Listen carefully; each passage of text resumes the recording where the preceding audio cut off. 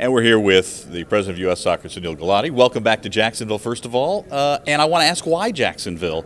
Look at some of the different cities that U.S. Soccer tends to come back to. Cities that have great MLS support, Kansas City or Seattle, New York, obviously, but Jacksonville's an NASL town from a pro side. But what is it about Jacksonville that U.S. Soccer really likes? You know, it's a number of things go into the selection of cities where we're going to play. We've done very well here. We've had 3 national team games in the last 20 years and won all of them, had good crowds for all of them. So it was a little bit of a natural, plus we're coming back from the Caribbean, so to stay in the Southeast was a little bit easier. So fan support, it's an important market, obviously in the NASL, and we're hoping for a good turnout on Tuesday night. Obviously a big game. It could be enormous based on what else happens between now and then. The last time U.S. Soccer was here, 52,000, the send-off to Brazil, the whole bit. It would be almost impossible to recapture all of that because of everything that happens. What are the expectations for Tuesday? Well, I focus on one thing, which is trying to win the game, and I'm hoping it's not quite as big as it could be, right? Because that's, you know, for the fans that'll be fantastic. For my cardiac history, it won't be quite so good. So, but the game is meaningful regardless of what happens in our next set of games, because whether we finish first or second in the group determines who and when we play in the second round. So I think it'll be a good game. You're right, we're not going to get 50,000 at this game. That was a very special situation on our way to Brazil, but I think we'll have a good crowd. Copa America. There was an interesting sort of shift in expectation, I think, maybe from yourself or the way you were talking about where you wanted to see things go, and U.S. finishes 4th. Was that the kind of finish in Copa America you were looking for, and how do you build on that now going forward?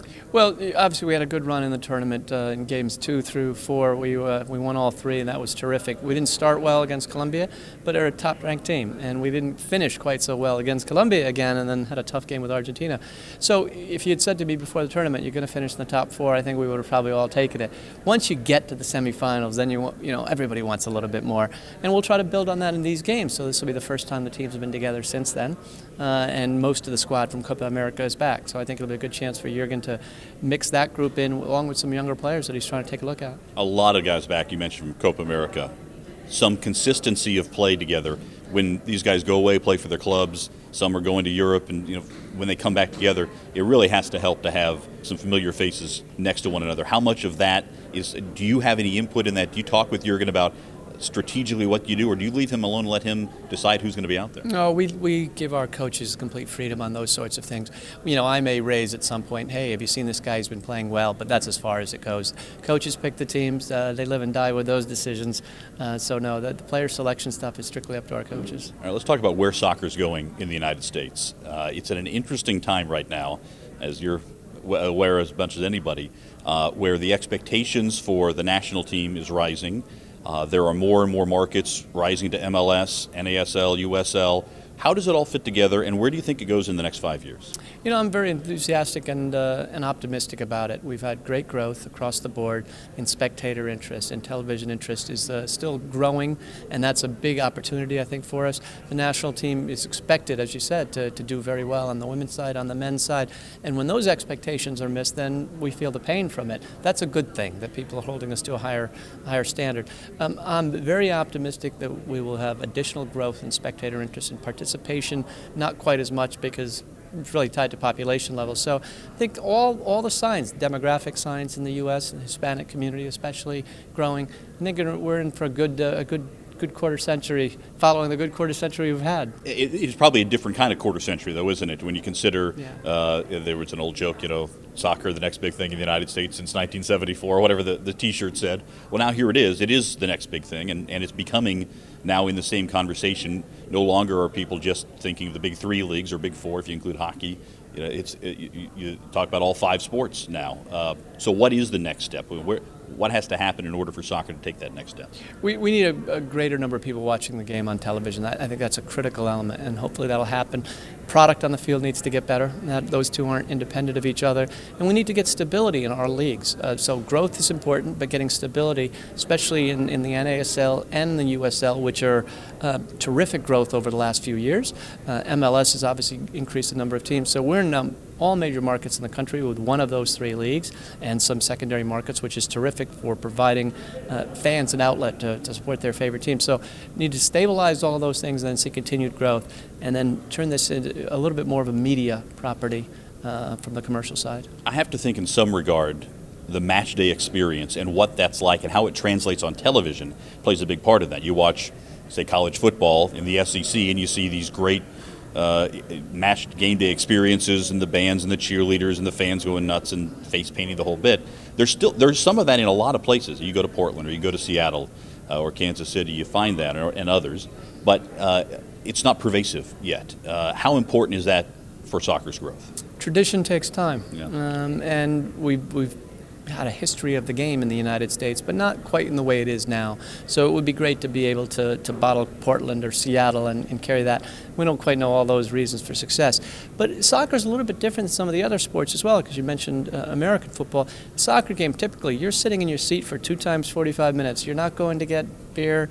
Generally, stadium concessionaires may not like that very much, but they're going at halftime before, but you're watching the game, because there aren't breaks, obviously. In other sports, there are those breaks.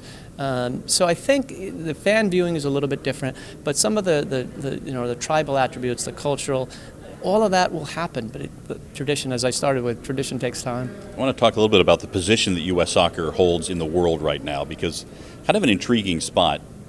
While the U.S. is on the rise, you start mentioning Argentina, Colombia, Germany, the other that are winning World Cups. The U.S. isn't quite there yet on the men's side, but the importance of the United States in the global soccer picture is pretty substantial. So how does that fit in as far as your relationships within FIFA, and how are the other countries' federation presidents interacting with you on that point? We're obviously a world leader in so many areas, and I'm not talking about sports to start with, but also in sports. And it's a big country, a huge market. We had the World Cup here. We've had 2 Women's World Cups here. So certainly we're looked for leadership, but in the international sports, you really get credibility by your success on the field. And so we've gotten some of that very much on the women's side. We're getting more of it on the men's side.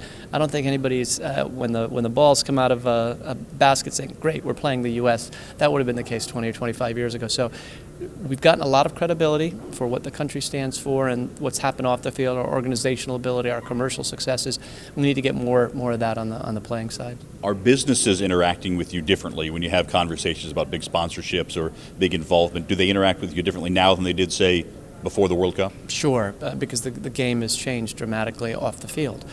So whether it's commercial partners, whether it's television partners, licensing partners, all of those sorts of business partners it's a very different game. We've always had participation for the last 30 years. Starting in the 70s, the game really took off from participatory level, but now it's become much more sophisticated. Those kids that started playing in the 70s and 80s are also decision makers, whether it's in the media or in a sponsor that may be looking at it, and they feel a little bit differently about it. There's more education among the people. They understand it a little bit more from that standpoint. All right, I got to ask you, promotion and relegation. Again, we mentioned we're here in the NASL town.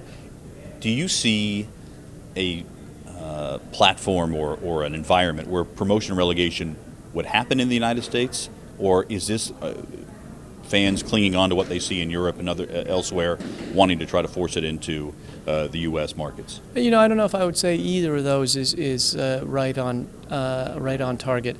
It's a system that is practiced throughout the world, but it's also not a system that's ever been used in the United States in our big sports. So we've got 2 very different models for the sport. Both been successful. And we'll see what happens in the future. I don't think it's around the corner, but do I want to say it would never happen in the U.S.? No, I don't want to say that either. If it made sense for our leagues and for our clubs and for the development of the game in the United States, then everything would be possible, but it's not something that I see in the near term. When will we see a World Cup in the United States again? Well, we're going to work on that. Once FIFA puts out the rules on the Men's World Cup, we'll see. 2026 is the next one that's available. We haven't made any decisions about that yet, but once the rules and regulations are clear, then we'll sit down and decide what we want to do about it. More likely to see a men's or a women's World Cup in the United States sooner? That's an interesting question, because Canada just hosted the Women's World Cup. The next one will be in France. That's a tough one. We'll see. because there's not just the two, there's some Youth World Cups as well. But I'm hopeful we'll host some big events soon. All right, to give you the last word here in Jacksonville, and looking forward again to Tuesday, of course. What is the lasting message you want to leave with the folks in Jacksonville? Come out to the stadium. We need some points on Tuesday night, and it would be great to have a home crowd behind us. Sunil Gulati, thank you so much. My pleasure.